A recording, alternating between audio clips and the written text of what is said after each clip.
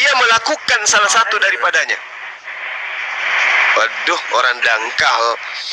Dikatakan bahwasanya maka jikalau yang berbuat dosa itu adalah seorang imam, apa persembahannya? Jelas di sana dikatakan sebagai persembahannya adalah kambing jantan. Kambing jantan kalau seorang imam. Itu jelas. Tapi kalau dia adalah orang yang miskin, rakyat jelata, maka yang dipersembahkan itu adalah kambing betina. Itu diterangkan di Imamat 4 nomor 27-28. Jadi bukan orang yang mempersembahkan kambing untuk Anda, enak kali Anda. Itu ajaran Dewa Molok itu. Kau korbankan anak Maria untuk Tuhan pencipta langit dan bumi, itu anggapanmu. Tapi yang benar adalah Anda sedang mempersembahkan darah manusia kepada dewa selain daripada Allah yang Maha Suci lagi Maha Tinggi. Dah, parah ini hotel. Udah nggak ada kayaknya, Bang. Orang dangkal dia sendiri nggak paham kitabnya gimana. Kamu dangkal katanya. Itu tertulis di mana? Sini ngobrol Bang Rey. Cuma modal asumsi berani nanya. Memalukan. Parah. Pano, kamu udah sunat belum kamu? Mute-nya nggak dibuka. Sudah sunat. Oh udah. Oh ya, alhamdulillah. Jangan galak-galak. Silakan. Oh nggak galak bang itu memang begitu. Bang Juma suaranya. Bang Juma begitu suaranya bang. Ya memang nggak untuk orang yang penyakitnya sudah akut ya harus resepnya harus obatnya harus keras. Kalau nggak sembuh-sembuh nanti. Gitu ya bang ya. Bang Pano mau nanya apa Bang Pano? Silakan. Nggak tahu. Bang Pano Kristen ya Bang Panonya? Naikin. Iya bang. Dari Kristen bang. Oh sih. Nih temannya Bang Pano ada nih, Bang Rey, ini teman aku juga nih. Bang Rey, selamat malam Bang Rey, ketemu lagi kita. Malam bangan, malam semua. Sehat semua ya Bang. Selamat malam. Bang Rey, ada yang mau ditanya silakan, Bang Juma. Nggak ada bang, saya nyimak aja dulu. Oh gitu ya. Oke, Bang Pano tadi mau ngomong apa itu? Nggak jadi.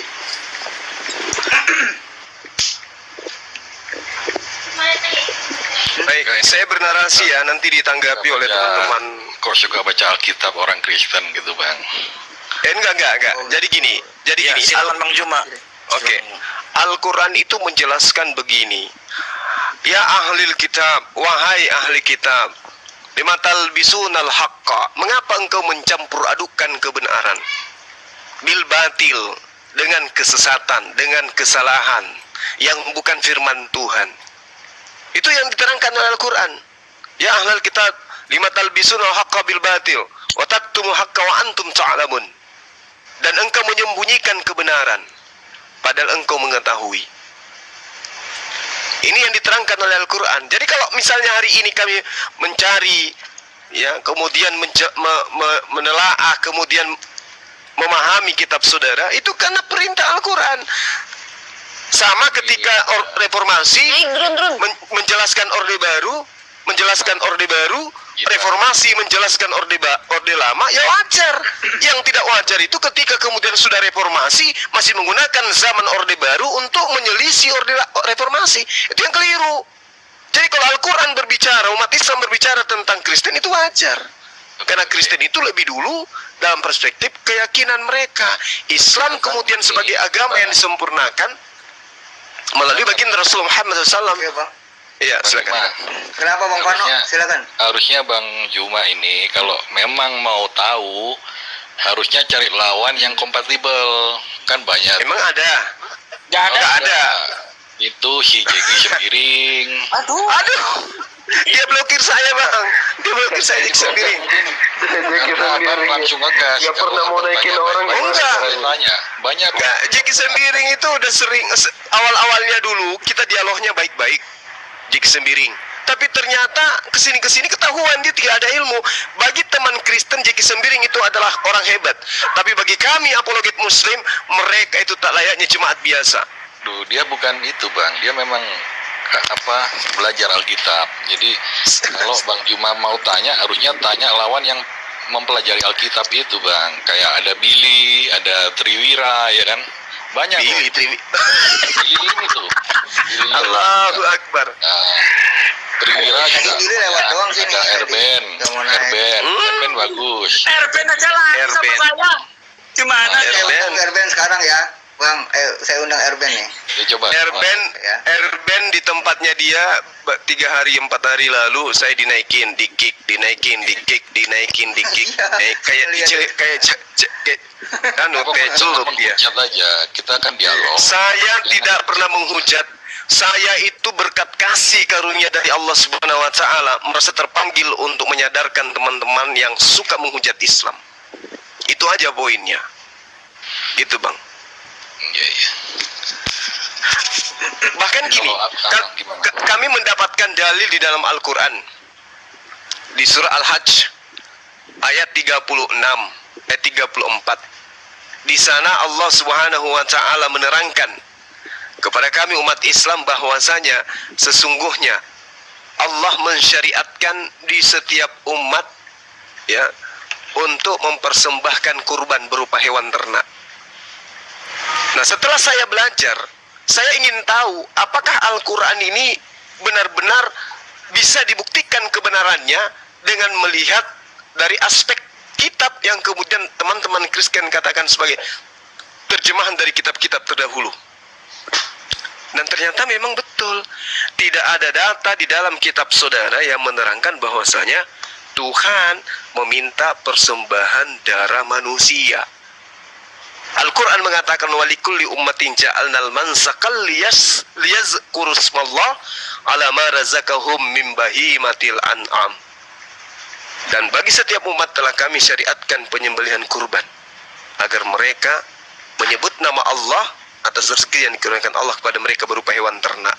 Dan ternyata Imamat 1 nomor 2, Tuhan juga memperingatkan kepada Bani Israel ketika mereka mempersembahkan persembahan kepada Tuhan, hendaklah dengan hewan ternak. Nah, saya cari yang persembahan manusia itu di mana? Ternyata di kitabnya para nabi itu tidak ditemukan. Yang Anda katakan kitab-kitab para nabi itu tidak ditemukan Tuhan minta persembahan manusia. Tapi Kristen berdiri di atas pondasi agama yang katanya keselamatannya itu dengan darah Yesus. Ini masalah. Maka itu saya merasa kasihan ini teman Kristen. Kalau dibiarkan saja terjebak dalam doktrin dan dogma. Sementara Yesus sendiri yang dikorbankan di dalam Matius 8 nomor 4 mengajarkan agar mempersembahkan persembahan yang diperintahkan oleh Musa. Itulah Bang. Kami yang ngerti itu masa mau dibiarin? Berbeda dengan Jeki Sembiring. Ketika dia meluruskan, selesai perpuluhan. Mati dia. Makan dia nggak makan. Kalau iya, coba dia jujur, Jeki Sembiring jujur. Oh jaya teman-teman, ternyata di kitab kita yang diperintahkan persembahkan itu adalah hewan, bukan manusia. Oleh karena itu tinggalkan Yesus. Nah kalau udah tinggalkan Yesus, siapa yang membayar perpuluhan lagi ke dia? Nggak ada. Begitu loh Bang, silakan. Bang Re. Ya, pada kenyataannya di Silakan Bang. dunia ini memang agama besarnya ya terbanyak Kristen gitu loh Bang. Iya kan? Tapi iya. Tapi kalau itu jadikan sebagai sandaran kebenaran, bagaimana dengan pernyataan Yesus? Onta lebih mudah masuk ke lubang jarum daripada orang kaya masuk ke dalam surga. Sementara orang Kristen itu mayoritas kaya-kaya semua. Mau kemana mereka ini? Jangan generalisir. Yang Kristen yang di pendalaman miskin banyak Bang. Nah, berarti generalisir begitu. Iya, berarti yang Anda katakan lebih banyak di dunia ini berarti lebih banyak Islam dong. Karena yang Anda hitung keselamatan itu ya miskin. Kan lebih banyak yang kaya. Berarti lebih banyak yang tidak masuk ke dalam surga. Kenapa? Karena lebih mudah onta masuk ke dalam lubang Memang jarum. betul. Onta aja nggak mungkin masuk lubang jarum, apalagi orang kaya kan gitu. Itu analogi kan, ya, analogi yang kayak itu kayak hiperbola lah kalau dibilang. Iya. Itu kan istilah aja. Tapi memang pada kenyataan memang banyak yang ke neraka daripada yang ke surga, itu memang sudah tertulis begitu. Tertulis kan jalan ke kebinasaan itu memang lebar, Lebih- tapi jalan yang Iya. lurus itu Betul. sempit memang. Nah, sempit. Betul itu. Oleh karena itulah kemudian yang jalan sempit itu berarti jalannya lebih susah. Lebih sulit jalan sempit itu. Setuju. Ya, jalan yang lebar itu lebih mudah. Apa itu? Tinggal mengakui Yesus itu adalah juru selamat yang telah mengambil menembus dosa-dosa kita. Udah selesai. Roma 10 nomor 9 nomor 10, barang siapa yang mengakui bahwa Yesus itu adalah Tuhan, maka dia akan diselamatkan. Kayak gitu aja. Ya, itu konsep dasar ya. Tapi pada kenyataannya kalau dia tidak melakukan apa yang diwajibkan, ya dia sama aja bohong.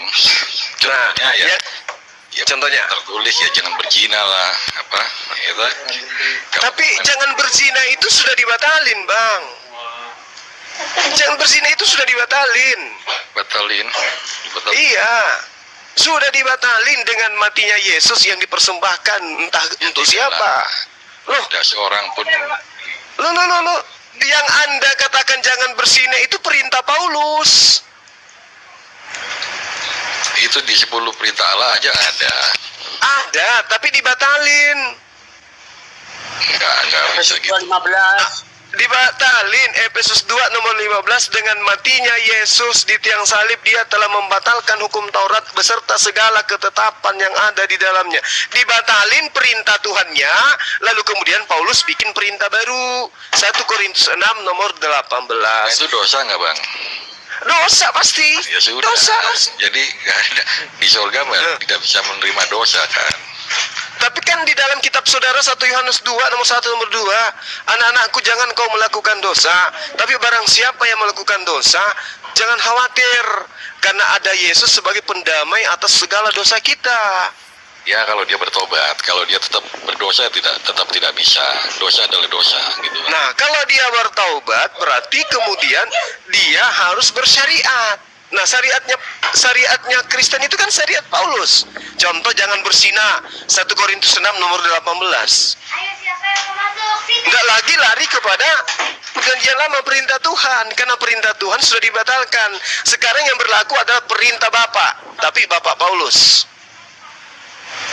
Perintah Bapa Yahweh itu sudah dihapuskan dengan matinya Yesus menumpahkan darah di atas tiang salib. Yang muncul sekarang adalah perintah Bapak baru, yaitu Bapak Paulus. Jangan berzina, 1 Korintus 6 nomor 18. Apalagi yang Anda katakan sebagai syariat di agama Anda. Yesus berkata sendiri, jika Iya. engkau memandang wanita itu dan mengingininya dalam pikiranmu, Yesus sudah anggap itu berzina, padahal belum melakuin. Baru dipikirin aja udah berdosa, Tuhan anggap itu udah berzina, gitu bang.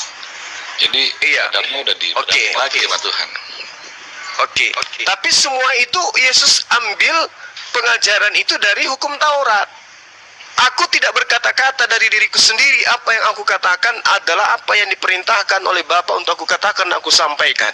Final di situ, semua yang diperintahkan oleh Bapa melalui Yesus itu adalah hukum Taurat, rangkaian daripada hukum Taurat, dan itu dibatalin.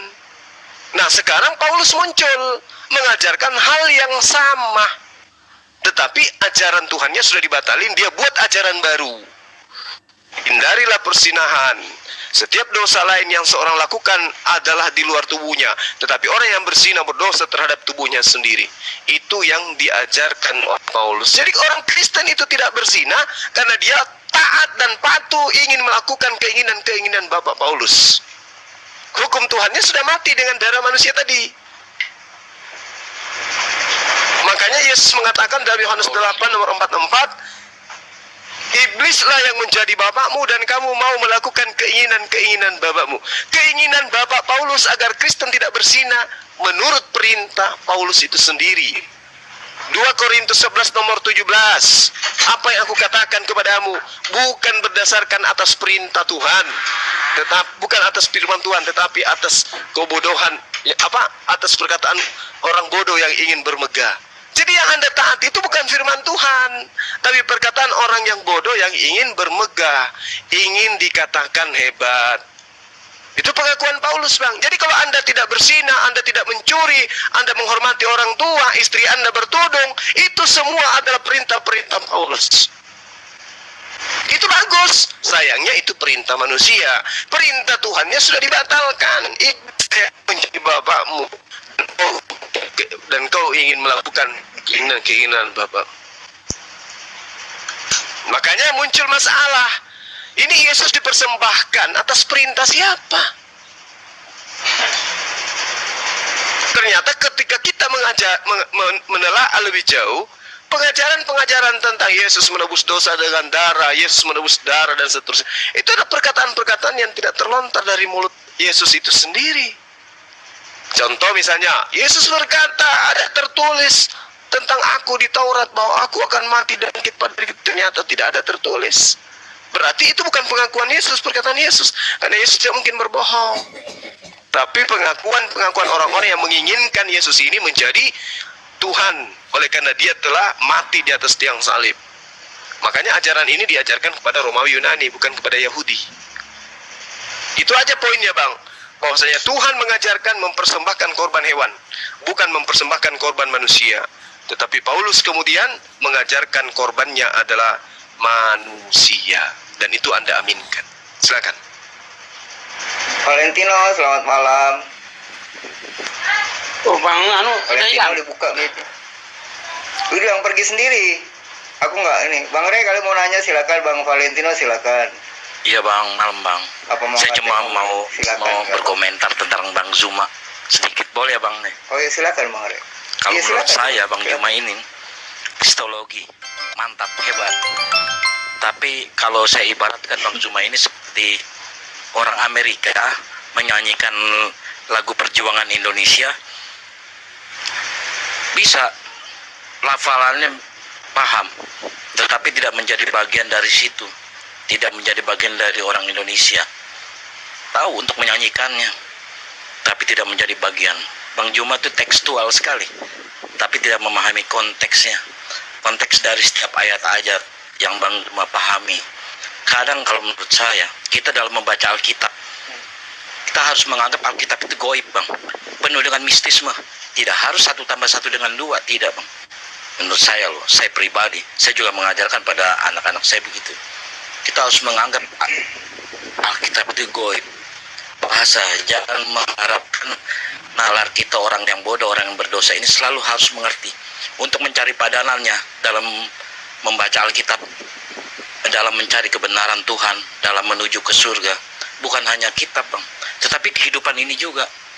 Mungkin juga bisa kita lihat dari lawan kita. Mungkin juga bisa lihat dari teman-teman sahabat atau alam itu sendiri. Begitu. Demikian. Iya, jadi kalau saya adalah orang asing yang kemudian bisa menyanyikan lagu Indonesia Raya, sedangkan orang Indonesia sendiri tidak hafal Indonesia Raya, itu lucu dan menggelikan Bang. Jadi kalau hafal Indonesia Raya saja tidak bisa, bagaimana dia bisa mengisi kemerdekaan ini dengan baik? Kalau memahami tentang Indonesia Raya saja dia tidak ngerti, gitu loh. Justru ini lucu. Jadi itu adalah salah satu alasan. Oh, Bang Zuma itu secara teks bisa, tapi dia tidak mengerti apa yang terdapat dalam kandungan teks yang dia bacakan. Kalau saya kebalik Bang, bagaimana mungkin seseorang itu paham tentang apa yang tertulis, kalau yang tertulis aja dia nggak paham? Bagaimana dia mengerti sebuah narasi, kalau narasi itu aja dia nggak ngerti? Bagaimana dia mau menguraikannya sementara dia nggak ngerti? Gitu. Itu salah satu cara, metode untuk melemahkan. Tetapi itu tidak bisa menyelamatkan Anda. Tidak bisa menyelamatkan Anda. Hanya bisa koar-koar. Ketika orang Amerika menyanyikan sebuah lagu Indonesia Raya, misalnya, orang Indonesia yang nggak bisa menyanyikan lagu itu cuma koar-koar, marah, menggerutu, menghantamkan kepala ke tembok. Itu apa gunanya yang kayak gitu-gitu? Yang kita butuhkan adalah orang Amerika menyanyikan lagu Indonesia Raya, kita lebih lantang menyanyikan dan kita lebih mampu menjabarkan item-item apa yang dimaksud dalam kandungan Indonesia Raya itu. Tapi kan kenyataannya kagak. Anda tidak lebih paham Bible dari saya, kan gitu maksudnya. Kenapa Anda tidak paham Bible? Tidak lebih hafal kali Bang. Enggak lebih paham, bukan hanya sekedar lebih hafal. Oh. Paham pun kagak. Coba. Paham pun kagak. Saya tidak menghafal. Bagi saya itu membaca Bible. Anda paham enggak? Dihafal. Oke, baik. Mari kita uji. Mari kita uji. Baik. Matius 8 nomor 4. Nanti dulu sebentar. Sebelumnya, kalaupun Abang sebagai di posisi penguji, jangan berharap kita sama Bang. Cuma itu doang. Ya, lanjut. Nah, justru karena kita tidak sama, kelas kita bisa diuji. Matius 8 nomor 4, Yesus mengatakan, pergilah, perlihatkan dirimu kepada imam. Nelson bentar. Jangan kau katakan kepada mereka, lakukanlah persembahan yang diperintahkan oleh Nabi Musa. Sekarang menurut pemahaman saudara, Yesus memerintahkan kepada orang-orang ini pengikutnya mempersembahkan hewan atau mempersembahkan manusia? Menurut saudara, terkait dengan pemahaman saudara. Hewan Bang. Hewan. Dia menyampaikan kepada orang Israel, orang Yahudi. Oke, berarti hewan kan? Tapi Yesus perintahkan hewan. Hewan. Terus mana perintahnya Yesus untuk mengorbankan manusia? Saya ceritakan. Ada seseorang Silakan. yang meminta anaknya untuk disembuhkan. Yesus menolak karena dia hanya diutus untuk domba-domba Israel. Oke. Terus dia bilang, tetapi kami orang Kanaan memakan remah-remah itu. Menurut saya pribadi, saya yang bukan orang Yahudi tapi Enggak begitu ayatnya Bang. Aduh Abang ini gimana sih? Ayatnya bukan makanya begitu. kan saya bilang Bang, saya Yesus tidak berkata hafal. tidak layak roti bagi anak-anak dilemparkan kepada anjing. Lalu kata perempuan Iya. Kanaan itu benar Tuhan. Tetapi Mengambil anjing itu remah-remah. makan remah-remah yang jatuh dari Nah, meja itu Tuhan. maksudku. Yang Itu penting Matius Anda 6, Matius tidak perlu tekstual, Bang. 15 ayat 26. Tidak perlu tekstual, yang penting Anda kan paham maksud saya. Artinya untuk orang Yahudi dan orang non Yahudi, Yesus itu ada perbedaannya Bang. Saat dia masih hidup, kita harus memahami dulu mana perintah. Sekarang gimana Yesus mengajarkan mana yang bukan? kepada Israel, Bang? Loh tadi kan saya bilang orang di saat itu di Israel itu banyak dari bangsa-bangsa yang bukan Israel. Yesus tidak Ya. kalau memang ada Perasaan gini Bang, Yesus itu tiap hari adu jidat dengan orang Yunani ya. Adu jidat itu maksudnya ketemu muka gitu. Tapi Yesus tuh nggak pernah mengajarkan ajarannya kepada orang Israel itu. Nah terkait dengan perempuan itu, Yesus tidak sedang mengajarkan apa-apa.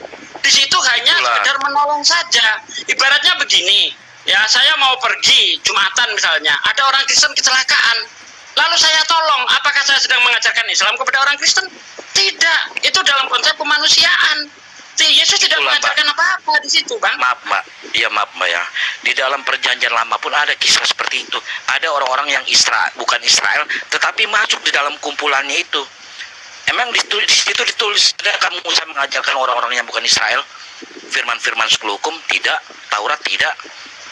Kemana orang-orang itu yang bukan orang Tapi Israel? perlu Anda ingat, di dalam Matius 10 ayat 5 ayat 6, Yesus memanggil 12 muridnya dan berpesan, janganlah kamu masuk ke kota orang asing atau kota orang Samaria, melainkan pergilah kepada domba-domba yang hilang dari Israel.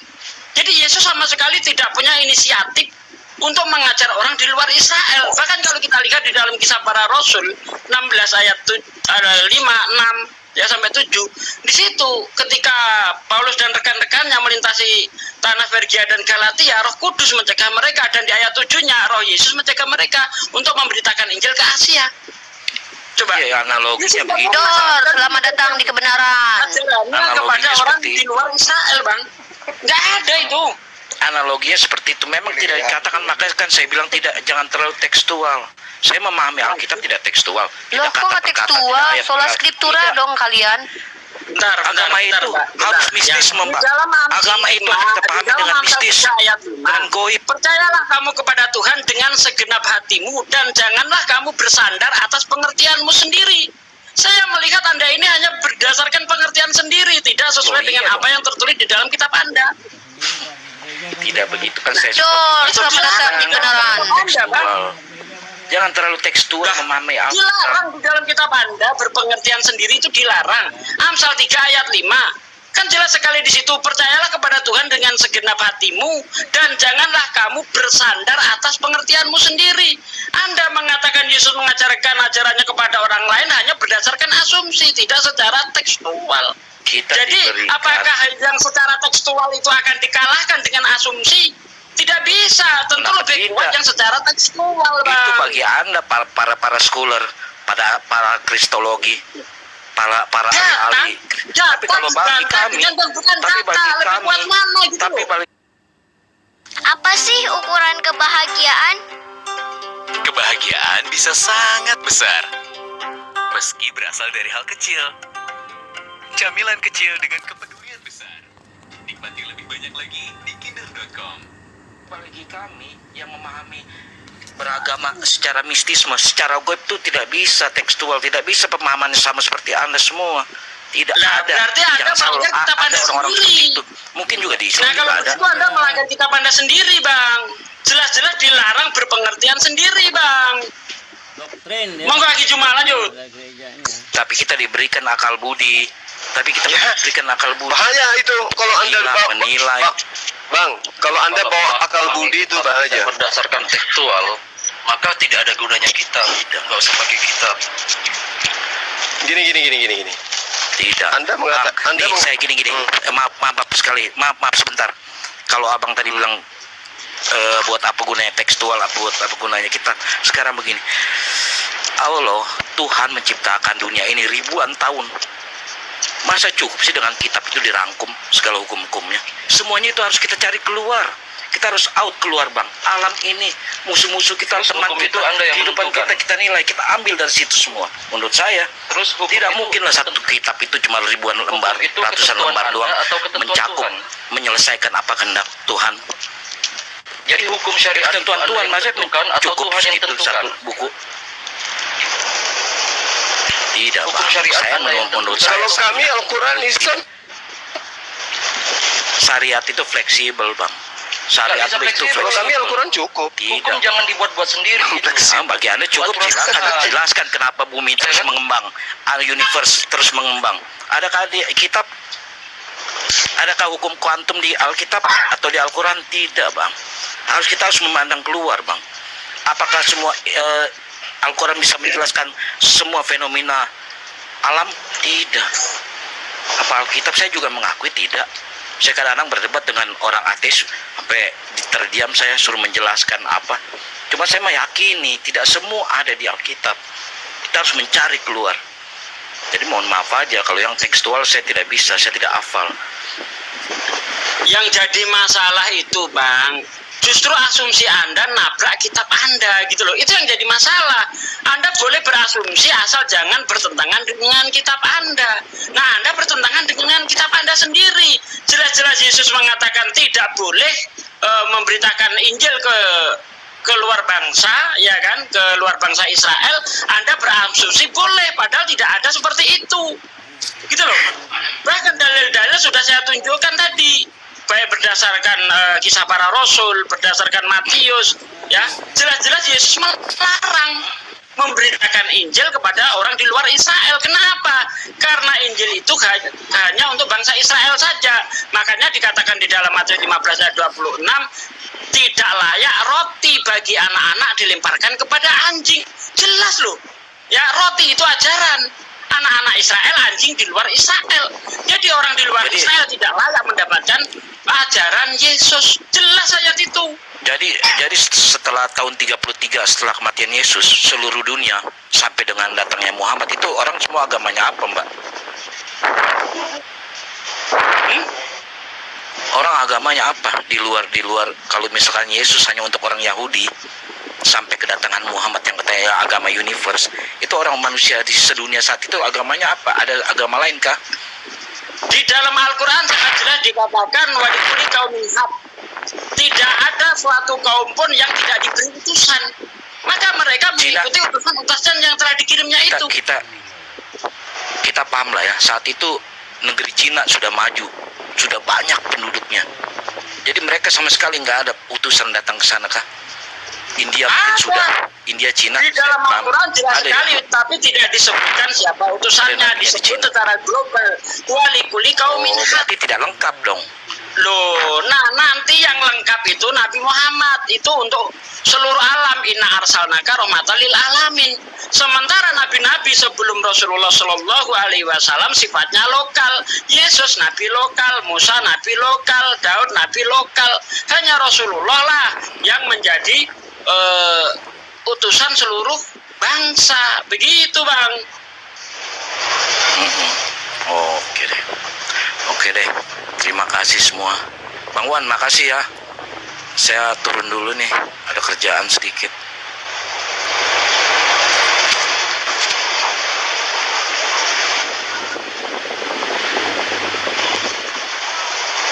Kok pada diam? Enggak lagi cuma Pak Ustadz Romi.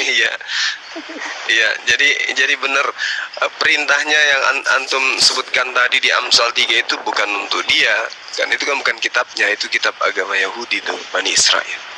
Jadi kalau misalnya dia tidak jadikan itu sebagai dasar pijakan, ya dimaklumi. Terus yang kedua, wujud dari keputusasaan kemudian tidak mendapatkan apa yang menjadi poin-poin yang ada di dalam akal yang disisipkan oleh Tuhan, itu tidak ditemukan di dalam kitabnya, sehingga larinya kepada sisi gaib.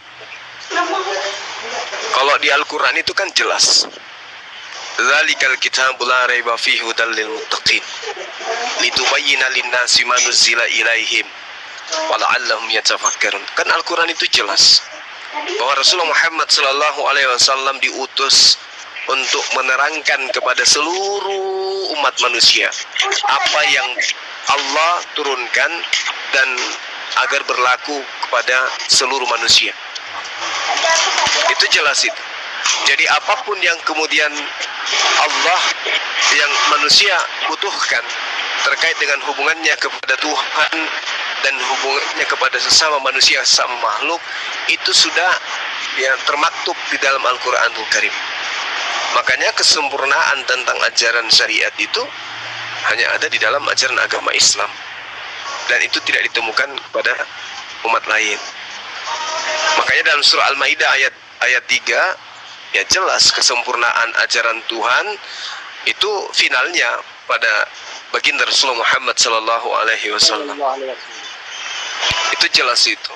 Nah, keputusasaan terhadap ajaran yang kemudian tidak memperlihatkan sisi di mana apa yang ada di dalam kitab tersebut bisa searah, sejalan, seirama dengan akal manusia, menyebabkan pengikut-pengikutnya, pemilik kitab ini melepaskan diri dan kemudian dia lari kepada halusinasi, takhayul, khurafat, hal-hal yang kemudian tidak berdasar terhadap kitab yang mereka pegang.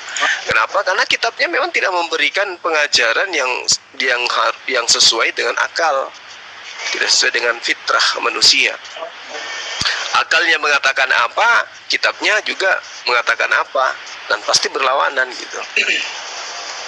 Kalau dia mengikuti arah kitab, maka jatuhnya imani saja.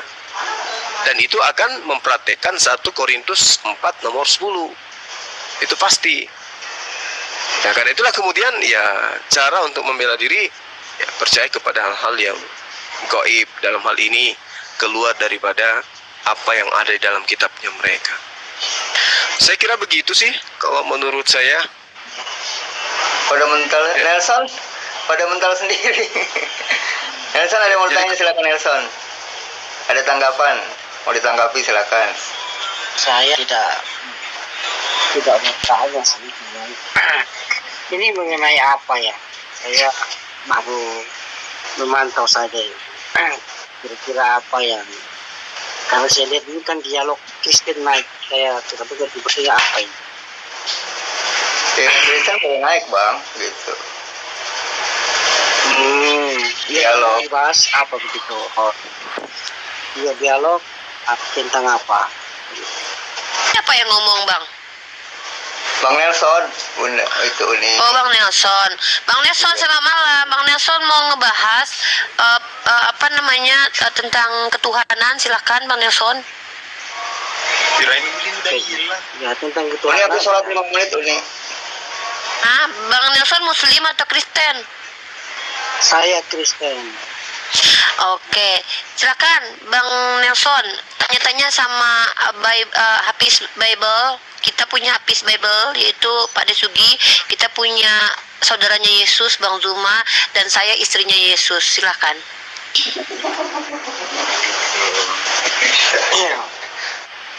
Jadi ini maksudnya dalam diskusi ini saya pikirnya supaya kita lebih lebih elegan dalam berdiskusi ini supaya namanya orang-orang yang berintelektual ya. Saya lihat di sini semua pada pintar-pintar. Jadi kalau memang kita adalah orang yang arif, bisa kita ngomong artinya tidak menjelas satu dengan yang lain. Kalaupun mungkin ajaran agama kita Tunggu Pak, ini bukan room curhat Pak, jangan teknis yang Bapak bahas, kita masuk substansi aja. Bang Zuma mungkin ajukan pertanyaan aja kepada Bang Nelson ini biar lebih mengkerucut gitu. Nanti dia curhat Bang. Ya boleh ya. Oke, siap. Baik. Jadi di dalam Al-Qur'anul Karim itu pencipta langit dan bumi ini itu maha hidup gitu ya. Ya, Sementara di dalam pengajaran saudara dalam hal ini agama Kristen mengakui bahwa Yesus itu yang adalah Tuhan itu mengalami kematian. Itu gimana itu mendamaikan antara akal sehat Anda yang jelas mengatakan bahwa Tuhan mustahil pernah mati meski sedetik, apalagi 3 hari 3 malam. Nah, sedangkan terbukti Yesus itu pernah mati. oke. Di dalam Al-Quran surah Al-Furqan ayat 58 jelas sekali di situ. Allah yang menghidupkan kemudian. Ya, gimana itu, Bang? Anda kok punya Tuhan bisa mati gitu? Ya, kalau di situ bukan Tuhan yang mati, kan tidak tertulis Tuhan mati. Suaranya kecil banget Bang, bisa dibesarin Bang. Maksud saya, kalau kuat nanti dikirain saya bentak. Jadi begini, Bang. Nah, Ya. tahu kita kok keras bentak dengan keras berargumen Iya. itu beda Bang. Oke, Bang, jangan dipotongin dulu, Bang. Ini kan saya mau jawab dulu. Iya, suaranya dikerasin dong. Oke, mohon maaf, Bang. Ya, pelan-pelan, Bang. Ya, santai. Ini kan diskusi. Jadi di situ dalam Alkitab itu tidak mengatakan Tuhan mati, Bang. Yang dikatakan itu Yesus. Gitu, Bang. Kecil banget suaranya. Ya, ini kan Anda mengatakan bahwa Tuhan di Alkitab nggak ada Tuhan mati. Coba buka di dalam Lukas 24 ayat 3 Bang. Sabar, pelan-pelan ya, Bang. Saya lihat ini, Bang, ini ngegas banget. Kecil banget suaranya weh. Suaranya gitu. Suaranya memang gitu, Pak Desugi. Kedengaran nggak? Kedengaran. Saya lihat ini, Bang, ini terlalu ngegas. Tadi Lukas berapa, Bang? Lukas 24 ayat 3 Bang. 24 ya? Ya, 24. Ya. Nomor 3. Nomor 3, oke.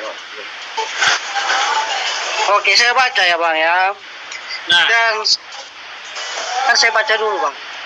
Dan setelah masuk mereka tidak menemukan mayat Tuhan Yesus. nah, itu dia. Ya, bagaimana ini kenapa, Bang? Ya itu, katanya tadi Tuhan tidak mati, tapi di situ dikatakan Tuhan jadi mayat, Bang. Begini, Bang, ini kan teks ya, Bang. Tekstualnya ini, Bang. Kan murid-muridnya kan percaya bahwa Yesus adalah Tuhan, Bang.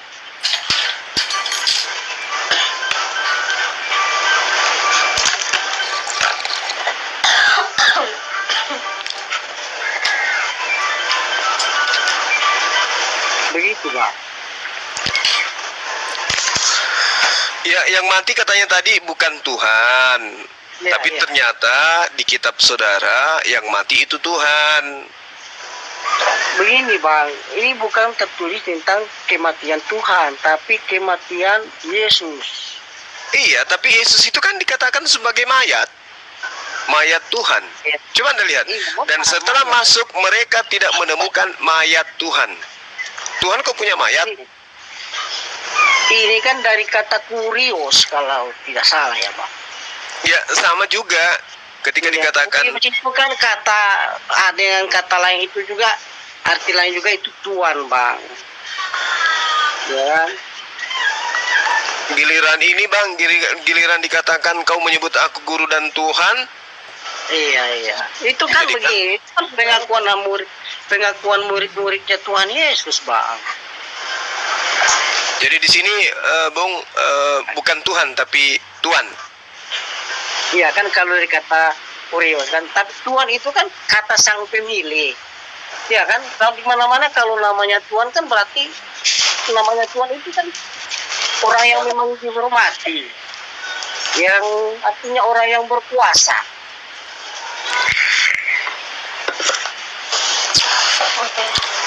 Iya, maksudnya gini, jadi yang mati ini manusia ya? Ya? Yang mati ini manusia, bukan Tuhan. Iya, Pak. Nah, kemanusiaan yang mati ini itu diciptakan atau tidak? Tidak, Pak. Dia kan roh dia. Enggak, bukan. Yang mati ini manusia kata Anda. Benar.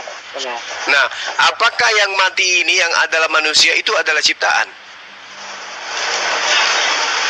Bukan ciptaan, Bang. Kenapa bisa? Tuhan. Berarti Tuhan kalau bukan ciptaan. Ya. Kalau Begini, bukan Bang. ciptaan Kalau berarti kita mengartikan secara hurufiah ya. Ya kalau kita lihat, kita baca seperti ini, ya Yesus kan datang dalam dunia ini sebagai manusia untuk datang menyelamatkan manusia. Ya itu dia maksudnya kemanusiaannya ini ciptaan atau bukan? Ya, dia kan lahir melalui kandungan Maria. Itu kan dari roh, Bang. Iya, itu roh ya roh. Nggak mungkin roh menjadi daging. Yang jadi permasalahan ini dagingnya ini ciptaan atau bukan? Yesus bukan diciptakan. Bukan diciptakan, Bang. Berarti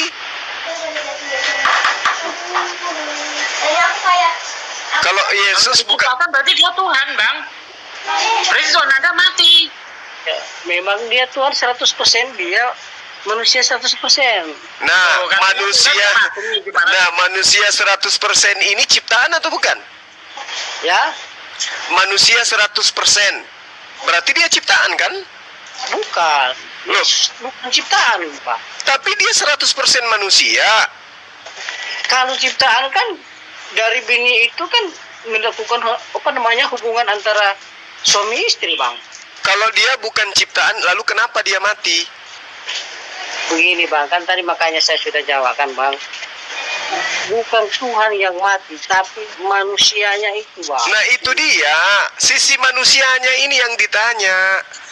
Apakah sisi manusia yang mati ini adalah ciptaan? Makanya tadi kan, Bang, saya jawab sama Abang.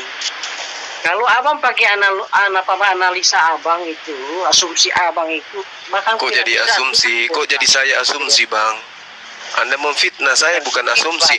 Saudara sendiri yang mengatakan Yesus itu yang mati sisi kemanusiaannya. Nah yang saya tanya, sisi kemanusiaan ini apakah ciptaan atau bukan? Anda katakan bukan ciptaan. Berarti kalau dia bukan ciptaan, berarti dia bukan 100% manusia. Ini, Bang. Betul ya, memang tadi dikatakan bahwa dia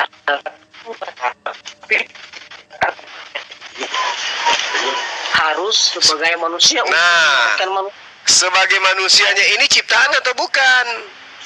Bukan, Bang. Itu sudah jelaskan dalam Alkitab kan tertulis bukan ciptaan. Kalau dia bukan ciptaan, lalu kenapa dia mati?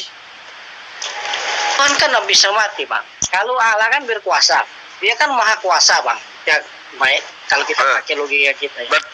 Allah kan maha berarti kuasa. dia bisa Bisa aja kan, bisa aja ya kan, maksudnya kan dia bisa aja jadi manusia kan, dia Tuhan. Terus bisa aja dia mati. Bukan seperti itu bang.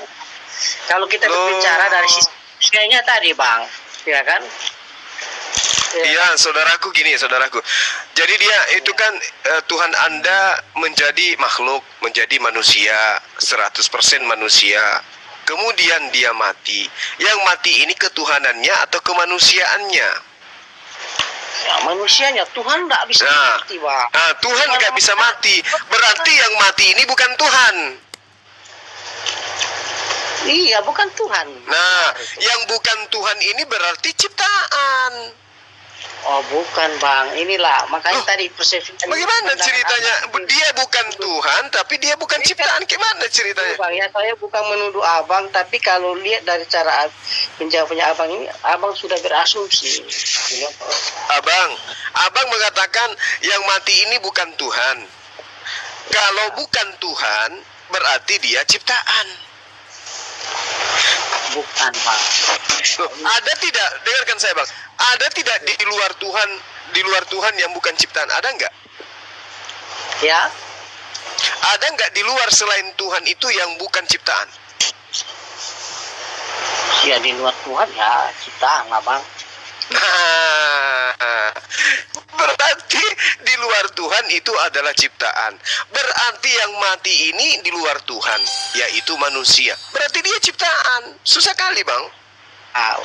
Oke, maksudnya begini bang. Kalau abang bilang seperti itu, saya jawabnya dari kitab kami bang. Ya, kalau dalam kitab kami Yesus itu bukan ciptaan bang. Kalau abang bertanya kali-kali. Di mana dikatakan di kitab Anda Yesus bukan ciptaan? Di dalam Matius pasal 1 ayat 23 sana bang. Ya. Matius berapa? Matius pasal 1 bang. Coba kita lihat, coba baca. Iya, silakan. Anda bacakan. Itu berbicara tentang silsilah. Ya justru kalau ada silsilahnya dia ciptaan, Bang. Nah, dengar dulu, Bang. Kan saya baca ya, dulu. Kalau nggak percaya, itu kan berbicara tentang silsilah itu. Jangan emosi, Bang. Jangan emosi. Memang saya begini ngomongnya kok emosi. Iya, jangan emosi, Bang. Apa rupanya? Enggak. Iya. Bang, ya. Tidak ada emosi, Bang. Santai, Bang. Kalau Bang begini cara saya ngomong saya. Kalau Abang Berarti emosi. Gue tadi jangan pengen ketawa, jadi ketawa. Bang Andi ketawa juga rupanya. Marahnya gitu gimana marahnya ya? Bang Nelson kencangkan suaranya biar kedengaran. Iya. Suaranya kayak minoritas, merasa Ya udah, tertindas. serahkan ke Bang Handi lah ini temannya Bang Handi. Satu kelasnya Bang Handi ini.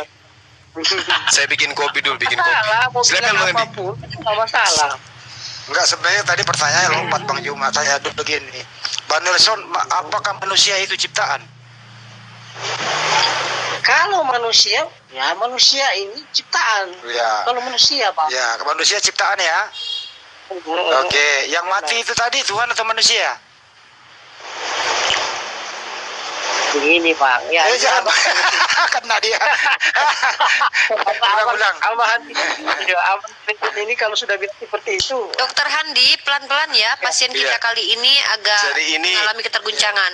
Jadi ini logika versus logila katanya. Itu kan dengan keyakinan saya. Saya akan Logika versus logila. Ini Bang Nelson. Bang Nelson, bentar sedikit Bang Nelson.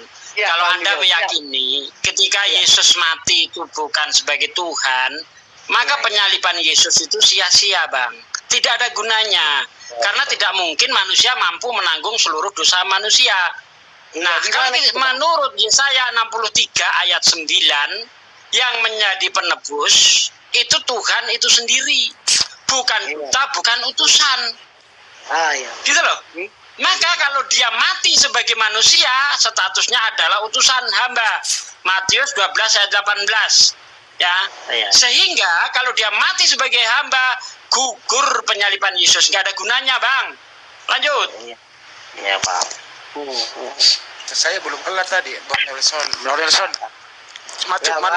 manusia itu ciptaan ya? Manusia ciptaan, Bang. Benar. Manusia, Benar. ya. Oke. Yang mati Saya di setuju tiang kalau abang manusia udah. ciptaan, ciptaan. Iya, ciptaan. Yang mati di tiang salib Tuhan atau manusia? Ini Bang, kalau di kayu salib itu, kalau namanya kata Tuhan, Bang, Tuhan itu tidak Bukan mati, itu yang Bang. saya tanya. Iya, yang mati di salib manusia atau Tuhan? Manusia, Bang. Oke, manusia itu Manusia. manusia itu ciptaan atau bukan? Ya, Manusia itu ciptaan atau bukan? ciptaan, Bang. 1000 kali abang bertanya, saya tetap akan jawab seperti itu. Coba Anda berpendapat atas pendapat Anda sendiri, silakan. Maksudnya pendapat saya sendiri, maksudnya pendapat apa? ini, Silakan berpendapat atas pendapat Anda sendiri, coba. Silakan, Bang. Ya, itu. Silakan, Bang. Mengenai apa? Mengenai manusianya, apa manusia siapa? Manusia atau Ya, Tuhan? manusia kan tadi adalah ciptaan, yang mati adalah manusia, artinya Yesus adalah cipta. Tidak, kalau Yesus bukan ciptaan. Kalau Coba ketawa dulu, Bang Gas mah lucu ah.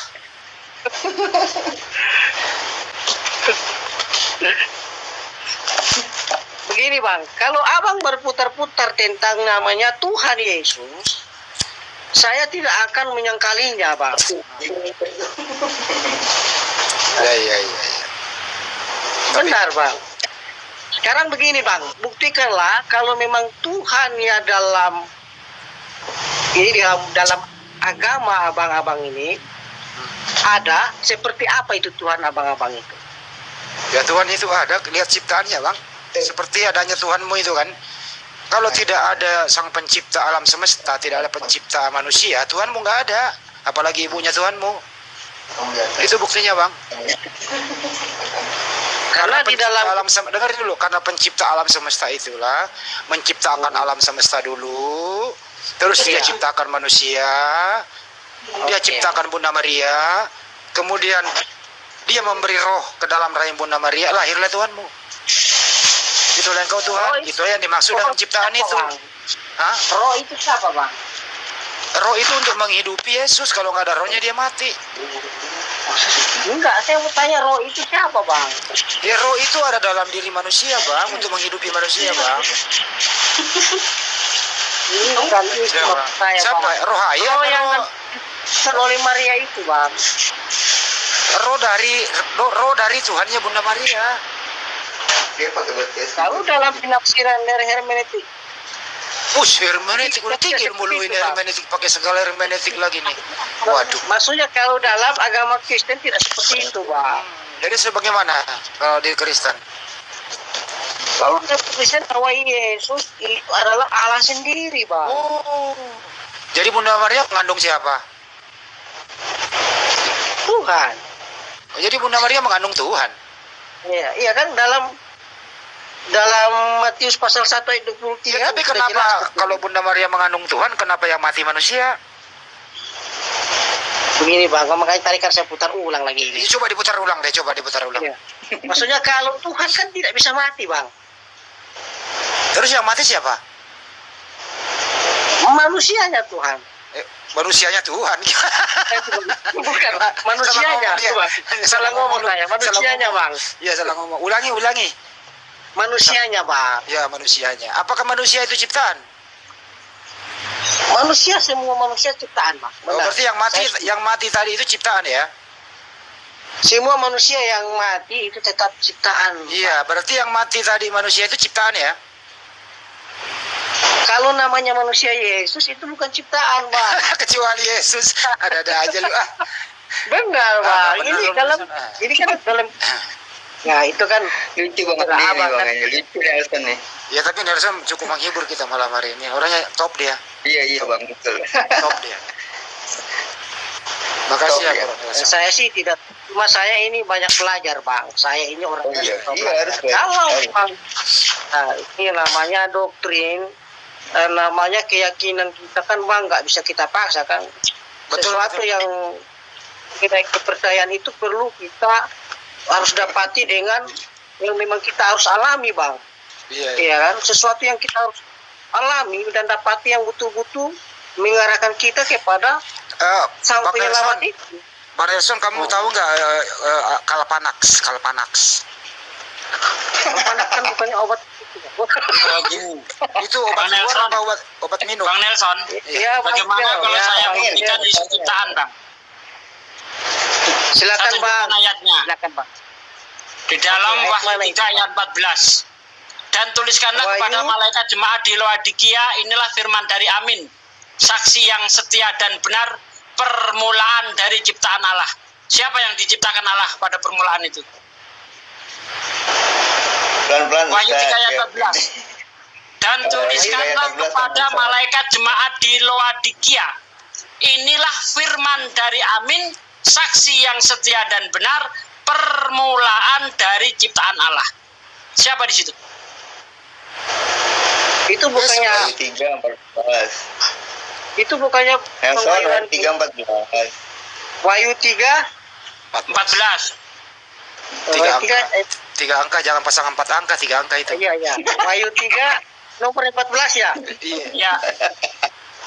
Ya, Oke. Saya baca ya. Oh, ini kepada jemaat yang di Laodikia ya. Iya. ya. Dan tuliskanlah kepada malaikat jemaat di Laodikia, inilah Ya. firman. Inilah firman, yaitu Yesus ya. Firman itu Yesus. Inilah firman dari Amin. Tuhan, Amin itu Tuhan, saksi yang setia dan benar, permulaan dari ciptaan Allah. Jelas di situ Yesus permulaan dari ciptaan Allah, Bang. Nah, ini abang konotasi katanya bukan seperti itu, Pak. Nah, coba dibaca. Apakah hafalan saya salah coba? Hafalan saya salah enggak? Coba dibaca baik. Tidak salah, Bang. Itu sudah benar yang abang baca. Ini maaf, saya sebut abang ini apa? Abang ini apa? Bible berjalan. Bible berjalan. Single dong. Bible berjalan. Ya. Minta maaf jangan sampai saya salah sebut ya. Kalau ada kata yang salah jangan Cuma sampai. saya kalau dia berjalan nggak pakai helm.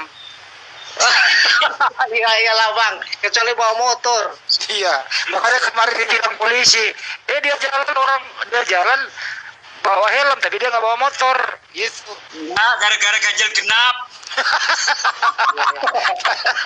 lanjut. Jadi ya konotasi katanya ini tidak seperti itu, Bang. Itu permulaan dari ciptaan Allah. Dari perciptaannya permulaan dari ciptaan Allah itu maksudnya awal mula ciptaan itu adalah saksi dari yang setia yang Coba benar. dibaca dulu, Bang. Dibaca dulu, Bang.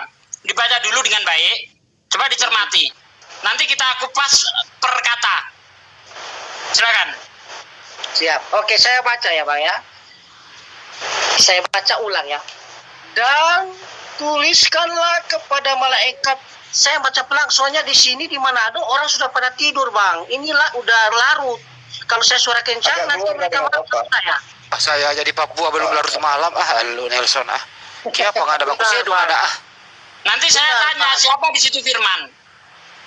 Saya tunggu dulu, Bang, saya baca. Dan tuliskanlah kepada malaikat jemaat di Laodikia, inilah firman dari Amin, saksi yang setia dan benar. Saksi yang setia dan benar, permulaan dari ciptaan Allah. Siapa saksi yang setia dan benar itu, Bang? Yesus, Bang. Nah, itu dia. Jadi Yesus itu adalah permulaan dari ciptaan Allah. Coba dicermati itu. Dan tuliskanlah kepada malaikat jemaat di Laodikia, inilah firman dari Amin, saksi yang setia, Yesus, permulaan dari ciptaan Allah. Itu ciptaan dia. Oke lah, Bang, itu ya. Oke lah, saya ya bisa maklumi aja lah. Kalau memang hermeneutik dari Bang Buset, Liber, hermeneutik. iya. Kalau tafsiran dari Bang Liber berjalan seperti itu, tapi konotasi kata yang Nggak ada nafsir, Bang. Nggak ada nafsir. Justru saya tanya kepada Anda, siapa saksi yang setia dan benar? Anda jawab Yesus.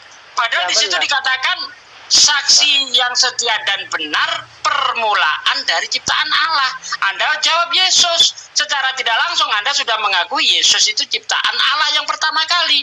Makanya di dalam Amsal 8 ayat 22 sampai ayat 30 sangat jelas di situ dikatakan, aku telah diciptakan sebelum semuanya ada, sebelum gunung-gunung ada, sebelum air samudra raya ada, aku telah lahir.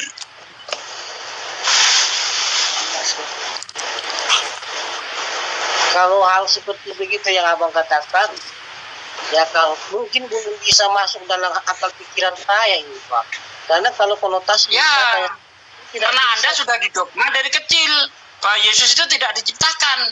Padahal ayat Anda sendiri mengatakan Yesus ciptaan. Belum lagi kalau kita lihat di dalam Kolose 1 ayat 15, ia adalah gambar Allah yang kelihatan, ia adalah gambar Allah yang tidak kelihatan, yang sulung, lebih utama dari segala yang diciptakan.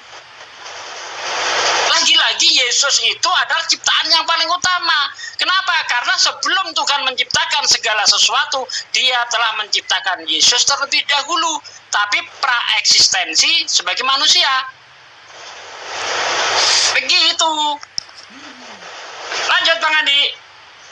Lanjut Bang Andi. Sudah Jo M. Nelson. Apa kana? Terima Jo.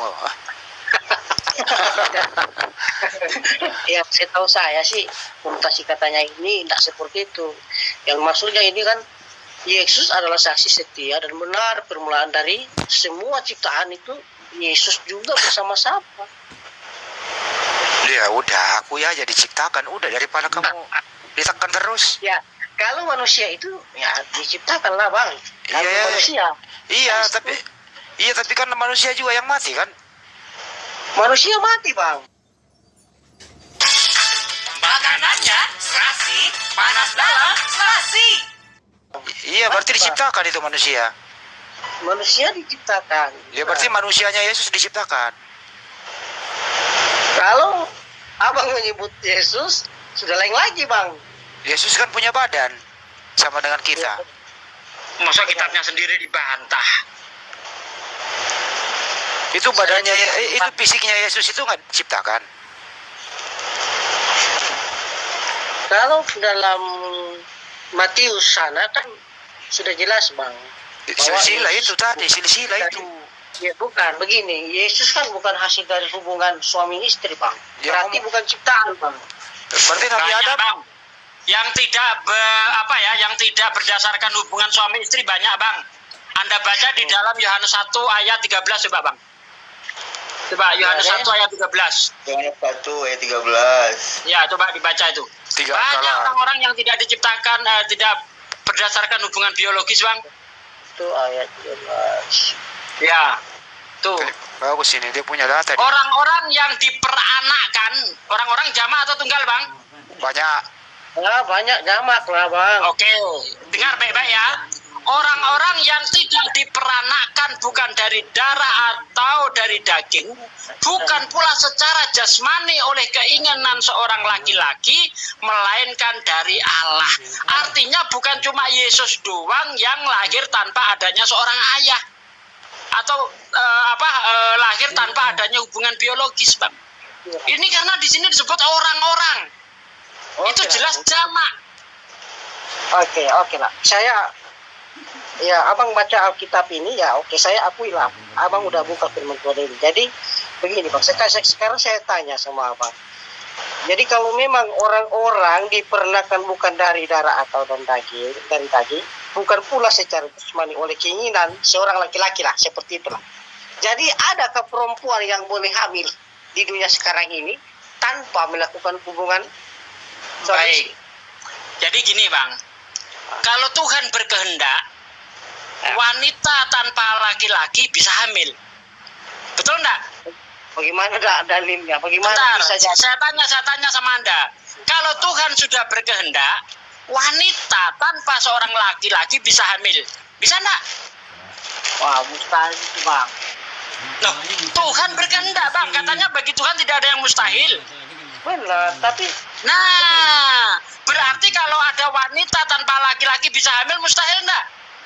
Yang sekarang saya tanya Bang, yang sekarang tunggu dulu, dijawab dulu, mustahil enggak itu? Ini saya akan mengarah ke sana nanti saya tunjukkan siapa orang-orang yang lahir bukan berdasarkan hubungan biologis, saya tunjukkan. Makanya saya tanya Anda, kalau Tuhan berkehendak, wanita tanpa laki-laki bisa hamil. Bisa enggak kira-kira? Kalau dalam akal pikiran saya itu nggak bisa, Bang. Nah, berarti Anda membatasi kuasa Tuhan. Oh, enggak juga sih, Bang. Kalau Tuhan berkehendak, apapun yang dikehendaki Tuhan, kalau Tuhan menghendaki batu melahirkan manusia, bisa. Namanya Tuhan Maha Kuasa. Oke, kalau memang karena Bang sudah menyebut tentang Tuhan, ya memang Tuhan itu Maha Kuasa. Sekarang saya bertanya, betul. Bentar, Gimana ini saya sekarang? mau saya buktikan, Bang. Bentar, jangan tanya dulu. Mau saya buktikan ada orang-orang yang lahir bukan hanya berdasarkan biologis. Contohnya siapa? Contohnya Yohanes Pembaptis. Ya, ibunya Yohanes Pembaptis itu mandul. Secara nalar mustahil Elizabeth bisa hamil. Tetapi Tuhan berkehendak. Dia dipenuhi Roh Kudus. Baca baik-baik kitab Anda. Maka Elizabeth pun bisa hamil. Siapa lagi? Sarah, ibunya Ishak. Dia mandul, sudah tua, sudah mati. Haid katanya di situ. Tapi Tuhan berkehendak, maka dia hamil. Siapa lagi? Adam. Siapa lagi? Hawa.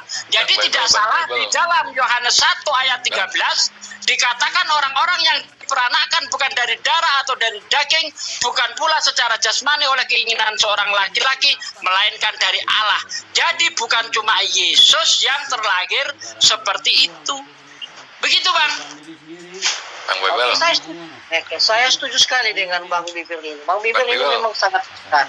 Bang Bibir memang pintar. Saya akui Tadi sekali. Bang Bebel bilang kan, Allah kan Maha Kuasa ya. Iya, Bang. Betul. Nggak ada yang mustahil ya, Bang. Bahkan batu bisa beranak kan. Nah, terus kalau Tuhan turun jadi manusia, masalahnya di mana, Bang? Nah, ini saya jawab ya. Ketika Tuhan ingin jadi manusia bisa? Bisa. Nah, ya sudah. Apakah kita Kalau bisa langsung, menghalanginya? Tidak. Tetapi ada yang menghalangi Tuhan itu sendiri, Bang. Apa? Sifat Tuhan. Ketika Tuhan sudah berpesan, sudah membuat komitmen bahwa dia tidak akan mengalami perubahan bentuk. Sebagaimana yang tertulis di dalam Yesaya 43 ayat 10-11. Engkaulah saksi-saksiku sejak semula. Ya, engkau tahu bahwa tidak ada Allah terbentuk sebelum aku, dan tidak ada lagi setelah aku. Akulah satu-satunya Allah, akulah juru selamat. Di situ sangat jelas sekali, Tuhan tidak akan mengalami perubahan bentuk. Jadi ketika dia mau merubah dirinya jadi manusia, dia mencela-mencele. Dia melanggar sifatnya itu sendiri. Tuhan mau jadi apa? Bisa. Tetapi Tuhan dihalangi oleh sifatnya itu sendiri. Di dalam Islam, laisa kamitslihi syai'un. Allah tidak seperti ciptaannya. Maka ketika Tuhan mencela-mencele, berubah jadi manusia, dia bukan Tuhan lagi. Karena Tuhan harus konsisten dengan apa yang dia nyatakan. Ya, setuju. Itu Tuhan kami beda dengan Tuhan Abang, ya. Yang Suaranya, Bang. Beda. Yang di mana Pak kami Pano, beda. gedein suaranya dong. Kurang jelas ya? Iya, Kurang kencang, kurang kencang. Iya, silakan Bang Pano. Iya. Galak dikit nggak, Bang? Konsepnya sudah berbeda, Bang. Pemahamannya sudah jauh berbeda. Yang dibacakan Pak Desugi itu konsep di Bebel Anda loh tadi. Iya, kalau Anda mengatakan pemahaman Anda berbeda, tunjukkan dalil di mana Tuhan itu akan jadi manusia. Berjanji akan menjadi manusia. Mana? Sudah dinubuatkan dari perjanjian lama. Oke. Tunjuk nubuatan Tuhan yang dia akan menjadi manusia. Tunjuk. Nah, ini harus buka Bible. Sedangkan Anda ngomong saja di mana? Jemaat awam gitu loh. Saya insya Allah tahu. Silakan. Oh, itu nanti aja. Kalau yang masalah Bible kita awam ya. Kalau Bible jemaat biasa ya baca tapi tidak mendalami gitu. Kalau suruh tunjuk ayat harus buka satu persatu. Waduh. Gitu. Loh, saya orang Islam aja lah. Langsung tahu dalilnya loh, Bang. Bibel, Bang. Saya buka, Bang. salut sama abang ini. Salut juga. Sampai sempetin Ya udah deh, saya serahkan Bang Andi deh kalau gitu deh. Monggo Bang Andi. 14. Yesaya pasal 7 ayat 14 itu sudah dibuat. Oke, Bang. Anda membawa Yesaya 7 ayat 14. Anda baca dari ayat 1. Immanuel itu dijanjikan untuk apa? Ya. Anda baca baik-baik. Immanuel dijanjikan itu untuk menjamin Ahaz. Ahaz di situ sangat ketakutan terhadap dua raja, yakni Raja Pekah bin Relmaya dan Raja Rezin. Ya, makanya di ayat 10 dan sampai ayat 14, Yesaya ngomong sama Ahaz, mintalah satu pertanda dari Tuhan. Ahaz menolak, tidak mau. Makanya Yesaya mengatakan, baiklah Tuhan sendiri yang akan memberi pertanda, yaitu seorang perawan akan melahirkan seorang anak dan memberi nama Immanuel. Jadi kedatangan Immanuel itu sebagai bentar Bang, biar saya selesaikan Bang. Kedatangan Immanuel di Yesaya 7 ayat 14 itu sebagai pertanda untuk Ahaz bahwa negeri yang ditinggali Ahaz tidak akan diserang oleh dua raja, Raja Pekah bin Relmaya dan Raja Rezin. Makanya di ayat 16 dikatakan, sebelum anak itu bisa membedakan yang baik dan yang buruk, negeri yang dua rajanya kamu takuti ditinggalkan kosong. Jadi Yesaya 7 ayat 14 tidak nyambung kepada Yesus, karena Immanuel sudah datang, sudah nongol di Yesaya 8 ayat 8. Baca Yesaya 8 ayat 8, serta menerobos masuk ke negerimu. Hei Immanuel, coba dibaca itu Yesaya 8 ayat 8 Bang. Ayat 8 ayat 8 ayat. Coba dibaca itu. Ntar aku bacain mana ya.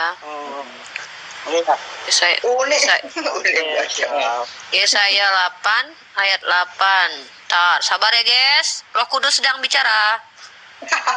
Ini kok unik ada suaranya tapi orangnya nggak nongol. Aku Roh Kudus, kalian nggak tahu ya. Aku lagi jadi ninja ini. Lagi cosplay Bang. Yesaya 8 ayat 8. Dengarkanlah Roh Kudus berfirman ya guys. Ini dia. Serta menerobos masuk ke Yehuda ibarat banjir yang meluap-luap hingga sampai ke leher, dan sayap-sayapnya yang dikembangkan akan menutup seantero negerimu ya Immanuel. Lanjut. Immanuel sudah datang, nggak sampai kepada Yesus.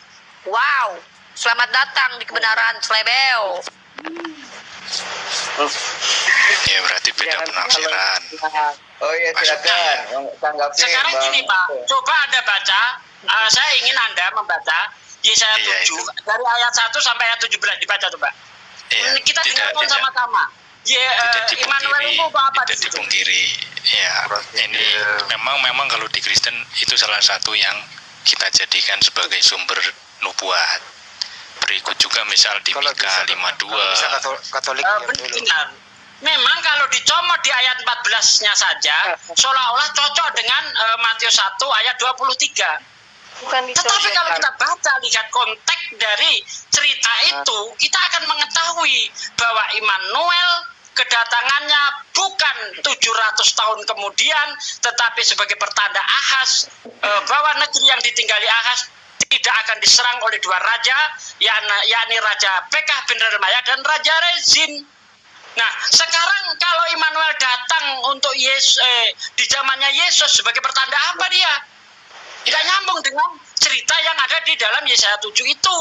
Bahkan kalau Anda lihat di dalam Yesaya 1 ayat 1, pandangan Yesaya bin Amos itu hanya sampai mana? Ya, hanya pada Yotam, Ahaz, Hezekiah, dan raja-raja Yehuda, nggak sampai kepada zamannya Yesus. Coba dibaca Yesaya 1 ayat 1 nih Rifa. Baiklah, Yesaya berapa? Hafiz Bibel? 1 ayat 1. Yesaya 1 ayat 1. Baiklah, kita bacakan.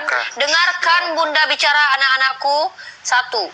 Penglihatan yang telah dilihat Yesaya bin Amos tentang Yehuda dan Yerusalem dalam zaman Uzia, Yotam, Ahaz, dan Hizkia, raja Yehuda. Silakan, Hafiz Bible. Tuh, nggak nyampe ke zaman Yesus. Oke. Pandangan Yesaya. Ya sedikit. Memang betul di situ adalah cerita tentang para raja-raja yang disampaikan Yesaya. Ini kayak bro admin suaranya sih. Iya, dia nih bentar lagi mau alaf dia nih. Bentar lagi, lanjut. Dia udah mau syahadat Pak deh. Enggak, saya tetap setia. Saya setia. Ya, lanjut. Soalnya Oke, ini netizen minta lagi Bang Juma, silakan Bang Juma. suaranya jangan kok ke priwe. Iya, Bang Andi. Tenang. Ya, saya lanjut dulu. Anda bisa cosplay. Ya wes lah Betul. Ya wes lah bro admin aja lu ngaluan agene baik. Oke, siap. Ya, saya lanjut. Bang Juma, netizen. Silakan Bang Juma. Silakan Bang Zuma, kaptennya kita. Silakan. Kalau boleh sedikit, kalau boleh sedikit. Iya, silakan aja dilanjut dulu, silakan. Memang betul ada penafsiran seperti itu. Makanya tadi saya bilang dari pandangan Kristen sendiri memang titik beratnya itu di kata Immanuel atau Allah beserta kita. Bentar Bang Nelson. Karena itu sifatnya ya dari awal hingga akhir zaman kan begitu. Begitu saja tambahan saya. Jadi penekanannya pada Immanuel. Immanuel itu maksudnya gimana? Coba jelaskan dulu biar Pak Desugi sang hafiz Bible bisa menginjili Anda dengan paripurna. Cepat. Kalau boleh jawab, Immanuel itu teman saya loh, bukan saya kolektor Iya. loh dok. Di sini ada juga pengusaha sukses ini. Baik dokter Handi, dokter hafiz Bible, tolong nggak sabar menghadapi pasien kita. Silakan pasien selanjutnya, siapa yang mau konsultasi? Bang Juma lu mau nanggapin dulu nih, bentar. Oh, oke, dokter Zuma tolong dikasih diagnosanya dan resepnya juga. Iya, jadi sudah terlalu lama kemudian ya teman-teman itu selalu mengatakan Immanuel, Tuhan beserta kita gitu ya. Padahal kalau kita melihat itu bukan berarti Yesus itu adalah Tuhan. Tuhan bersama kita. Kalau dikatakan Tuhan bersama kita lalu kemudian itu adalah Yesus, ya itu keliru. Karena di dalam kitabnya orang Yahudi, bilangan 14 nomor 9, hanya janganlah berontak kepada Tuhan dan janganlah takut kepada bangsa negeri itu, sebab mereka akan kita telan habis. Yang melindungi mereka sudah meninggalkan mereka, sedangkan Tuhan menyertai kita. Janganlah takut kepada mereka. Yesus belum ada.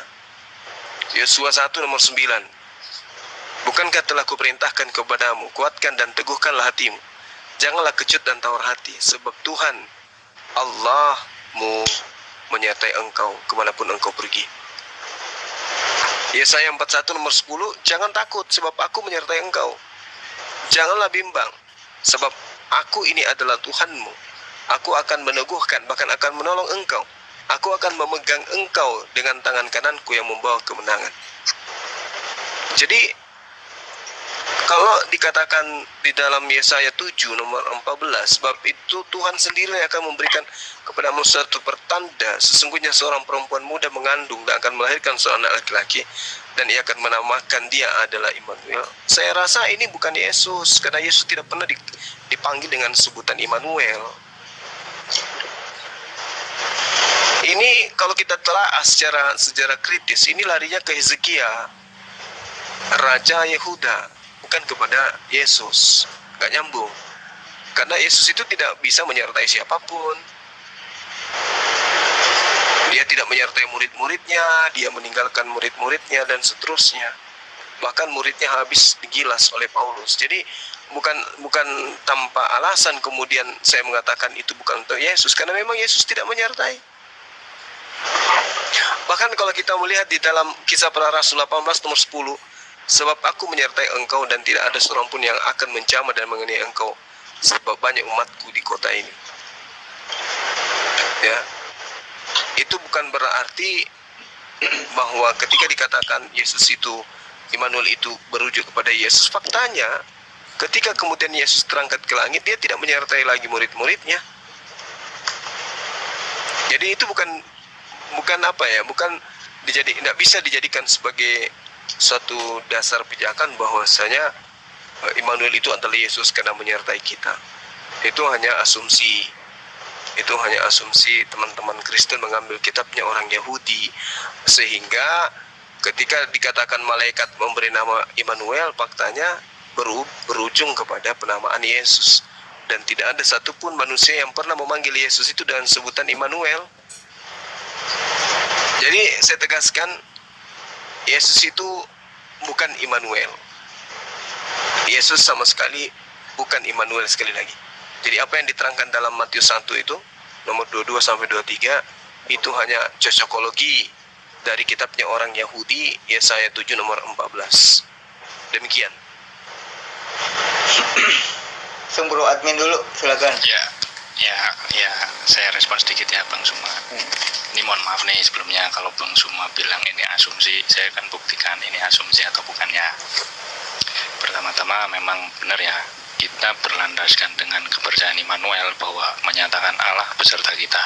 Dalam iman Kristen, Allah kita kenal dalam 3 pribadi, sudah tahu semua, termasuk Yesus, Roh Kudus, dan Bapa. Saya akan membacakan satu ayat di dalam Matius 18:20. Ini klaim Yesus sendiri ya Pak. Kalau Pak Suma bilang Tuhan beserta kita dan kita dianggap keliru, ini pernyataan Yesus. Sebab di mana 2 atau 3 orang berkumpul dalam namaku, di situ aku ada di tengah-tengah mereka. Nah, ketika ayat ini sudah berbunyi seperti itu, berarti pernyataan Bang Suma yang mengatakan bahwa itu asumsi, itu sudah gugur. Karena menurut Alkitab kami, Yesus sendiri berkata, sebab di mana 2 atau 3 orang berkumpul dalam namaku, di situ aku ada di tengah-tengah mereka. Ayat ini juga berlaku sampai sekarang. Dikuatkan lagi dengan Yohanes pasal 14, ayat 16-17. Itu bunyinya, aku akan minta kepada Bapa, dan ia akan memberikan kepadamu seorang penolong yang lain, supaya ia menyertai kamu selama-lamanya, yaitu Roh kebenaran. Dunia tidak dapat menerima dia, sebab dunia tidak melihat dia, dan tidak mengenal dia, tetapi kamu mengenal dia, sebab ia menyertai kamu, dan akan diam di dalam kamu. Jadi pernyataan kita juga berdasar atau bersumber dari Alkitab, Pak Suma. Mungkin kalau dilihat dari sudut pandang kitab lain ya mungkin tidak masuk, tapi kan karena Kristen ini kitabnya Alkitab bunyinya seperti itu, sehingga makanya tadi saya bilang mengenai narasi nubuat ditekankan pada kata Immanuel misalkan, ya itu memang pengajarannya seperti itu, walaupun ada pandangan lain ya, tapi sebagai umat memang itu yang diperkenalkan. Kira-kira tanggapan saya seperti itu. Kalau ada yang lain, kalau yang mau nambah silakan, biar saya nggak sendiri ya. Makasih Pak Suma. Vano mau nambahin, Vano, silakan. Enggak, langsung ke Bang Juma kalau enggak. Silakan Bang Juma. Tunggu Bang, ini ada di 1 Korintus 12. 1 Korintus 12 ayat 3 Bang. Sering baca nggak Bang? Ya, bacain aja. Ya, di situ ditulis memang Bang. Kenceng-kencengin dikit dong Bang. Ya silakan. Ya.